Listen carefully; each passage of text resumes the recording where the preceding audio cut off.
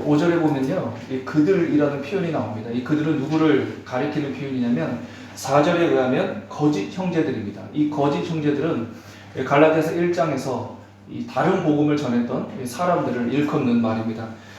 그들이 전했던 다른 복음은 무엇일까요?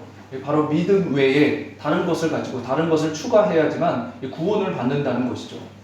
그들이 이제 주장했던 것 중에 몇 가지가 있는데요. 그 중에 하나가 이제 3절에 나오는 할례죠. 바울은 디도에게 이 할례를 행하지 않았다고 합니다. 그것을 통하여 이제 그들이 주장했던 것이 바로 이제 할례임을 알 수가 있고요. 또 뿐만 아니라 갈라디아서 4장 10절의 말씀에 보면요, 날과 달과 절기와 해를 또 준수할 것을 강조를 합니다. 그러니까 안식일 외에 구약에 기록되어 있는 여러 가지 이 절기를 지켜야지만 이 구원을 받을 수 있다라고 주장을 했던 것이죠.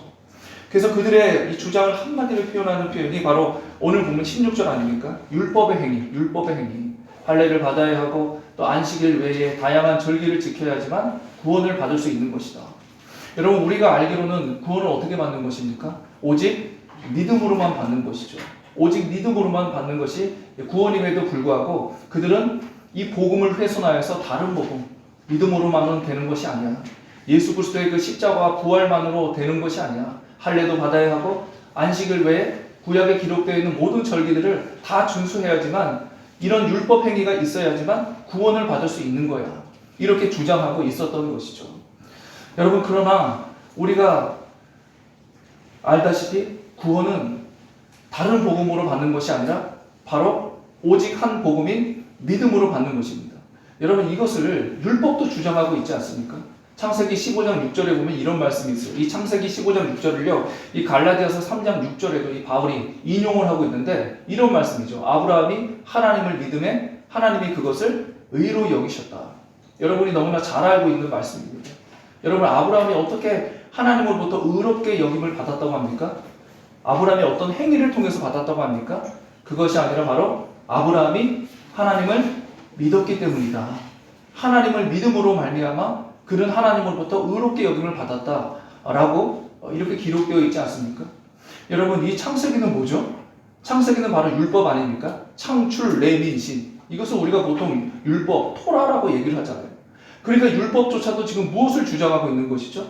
행위로 구원받는 것이 아니라, 율법을 통해서 구원받는 것이 아니라 바로 믿음을 통해서, 아브라함이 하나님을 믿음에, 아브라함이 하나님을 믿음에, 그 믿음을 통해서 구원을 받는 것이다. 이렇게 이제 주장을 하고 있는 것이죠. 여러분, 지금 이 시대는 종교다원주의가 판을 치고 있습니다. 여러분, 종교다원주의가 무엇입니까? 다른 복음에도 구원이 있다는 것 아닙니까?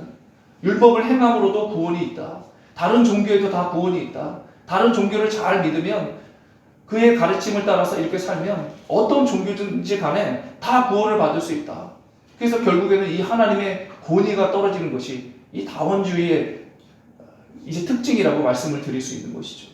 여러분, 우리는 이 다원주의 가운데에, 종교 다원주의 가운데에 이렇게 살아가고 있습니다. 그렇기 때문에 여러분, 우리는 언제나 이 정신을 바짝 차리셔야 돼요. 왜냐하면 여러분, 이 복음이요, 다른 복음과 구별하기가 쉽지 않다는 것이죠. 얼핏 들으면 맞는 것 같아요. 유대인들에게 있어서 여러분, 이 율법은 익숙한 거 아닙니까? 그러니까 그렇지, 믿음 외에도 하나님께서도 율법을 주신 것인데 이 율법도 소중한 것이지, 그러니까 믿음만으로는 안 될 거야. 율법을 같이 더불어서 행해야지만 구원을 얻는 거야. 이렇게 이제 생각을 할 수가 있다는 것이죠. 여러분, 지금도요, 이단들은 뭐 완전히 다른 그런 이야기를 하는 것이 아닙니다. 다른 복음, 다른 복음. 복음인 것 같은데 뭔가 다른 것. 그것을 가지고 우리를 유혹한다는 것이죠.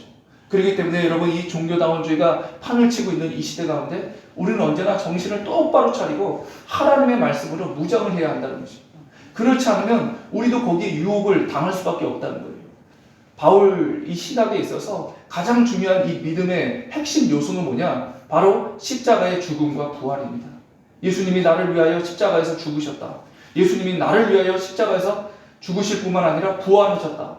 이것을 믿어야 한다는 것이죠. 사랑하는 여러분, 여러분은 예수님께서 여러분을 위하여 십자가에서 죽으셨다는 사실을 믿으십니까? 네. 여러분을 위하여 다시금 예수님은 부활하셨고 여러분은 예수님처럼 부활하실 것을 믿으십니까? 네. 여러분, 바로 이 믿음이 있는 사람이 구원을 받는다는 것이죠.